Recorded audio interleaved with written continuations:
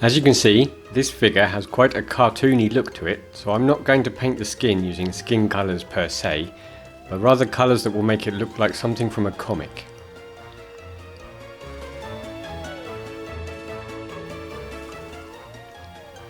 My base colour will be an equal mix of these two, which will give me the shade of green that I want.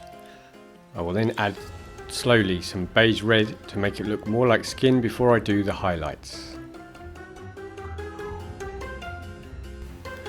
I want to let the first layer dry before adding a second coat.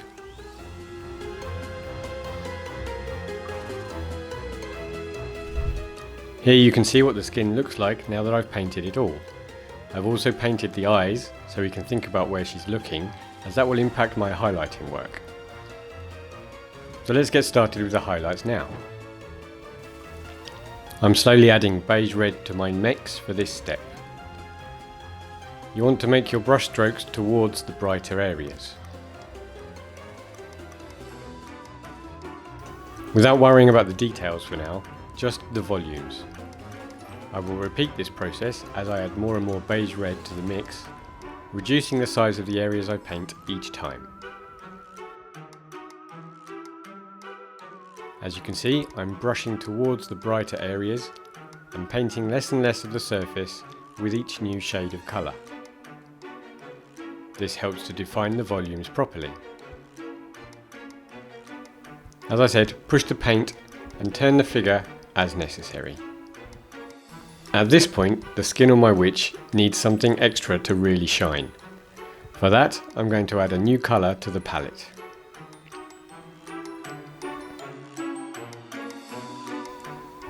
Use this new colour in even smaller amounts to preserve your previous work and keep focusing on the volumes.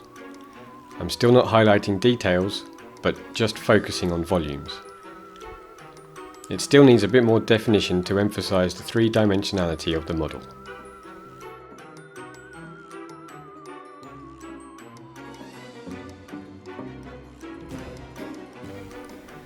Between the two colours, you might want to add some dotting to camouflage the transition a little. And keep adding layers to add more depth to the skin.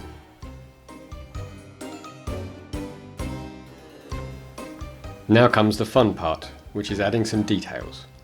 For that, you want to start adding basic skin tone to the mix. I'll use this much lighter colour to start detailing specific areas. On the nose, for example, I do want to distinguish the different parts, but remember to keep making your brush strokes towards the brighter areas. And paint smaller and smaller amounts to further highlight the surface. Although I'll paint it later for a different effect, the basic lighting is already visible on the skin. And now I am paying attention to all the wrinkles and expression lines. I want to highlight and add detail to them all now. The skin now has all the details I want to add. However, it still needs a bit more light, so I'm going to add a touch of ice yellow to my mix. With that, I'll highlight the final touches on the skin. This will add much more definition to the areas I want to detail further. With hardly any paint on my brush, I'm just adding a few extreme highlight effects.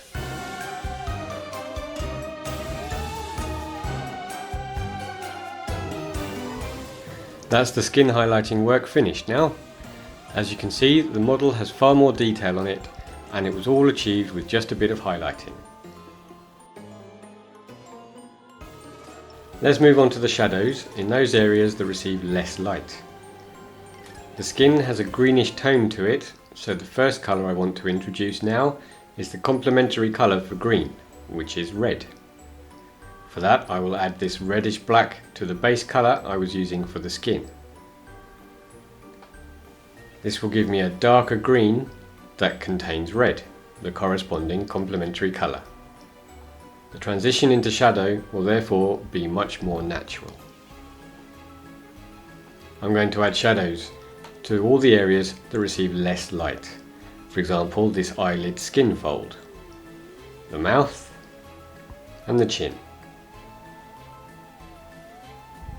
Underneath the nose is another very important area.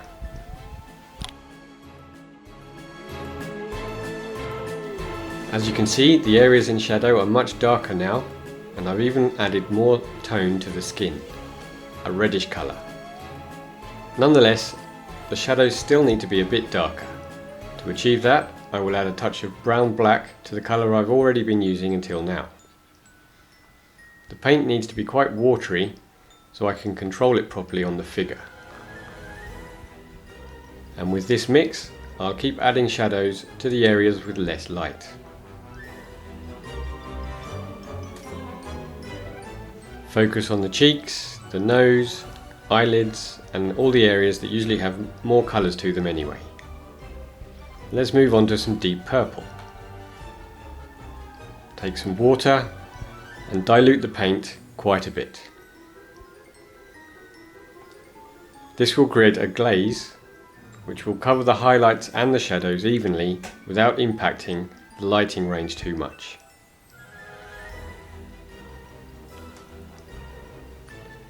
Your paint should be like this when you're creating a glaze. You can see colour, but it's somewhat transparent. You need to apply this, let it dry, and once dry, apply some more until you get the effect you want. I'm going to start with the eyelids, especially in the darkest areas and without touching the brightest highlights.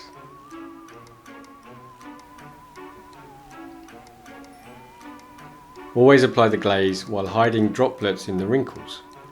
Here you can see I'm pushing a droplet towards the areas in shadow. Now I'll redden the cheeks to add some life to the skin.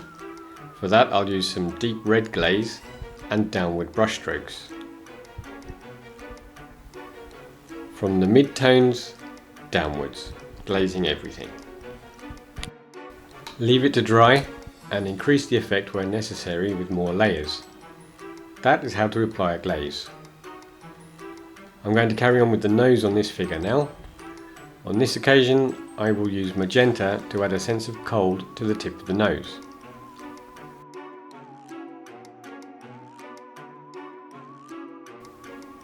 As I said before, make sure you leave it to dry properly between layers. If you don't, you'll just be moving the pigment around willy-nilly.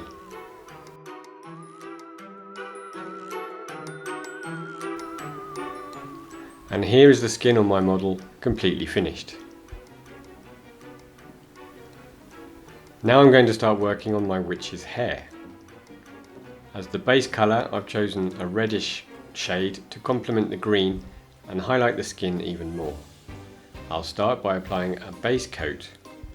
Be very careful not to accidentally paint over your previous work while trying to ensure a good coat all over the hair.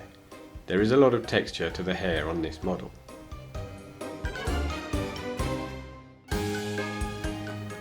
Now I'm going to apply the first highlights, for which I'll use carmine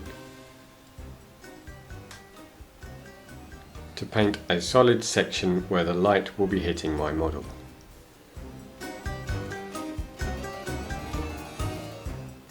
You want to try and start blending the highlight painted with carmine and the shadow painted with brown red to avoid a sudden colour change at this point. To do that, mix the two colours together and use the result to cover the transition area. What I do personally is gradually add the lighter colour to the darker one. And in the area furthest away, what I do is highlight the texture of the hair.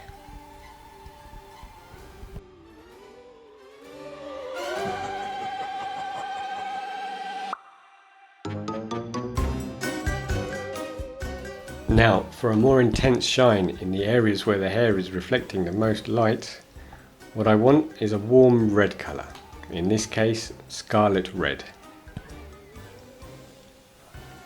I'm going to paint both the upper section here and where the hair starts to fall with this colour. A smooth layer exactly where you want it to shine.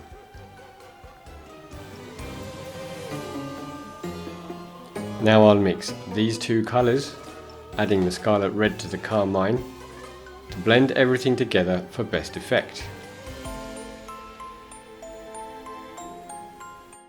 I'm still highlighting and adding even more shine to the hair at this point. So I will start adding deep orange to the scarlet red bit by bit. I'm highlighting the brightest areas and also adding more detail to the hair. Avoid making long clean brush strokes, but rather add little touches that simulate individual hairs.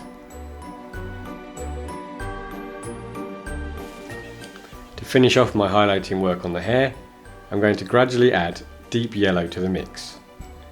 This will give me a lot of shine, a lot of light, and I'll be able to achieve both the brightest highlights and some added texture for the hair. I'm making short brush strokes and paint very little of the surface each time.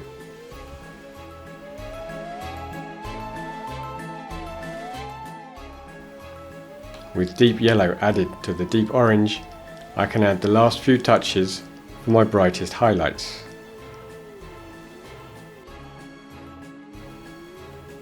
And with that, the hair work on my witch is finished as well.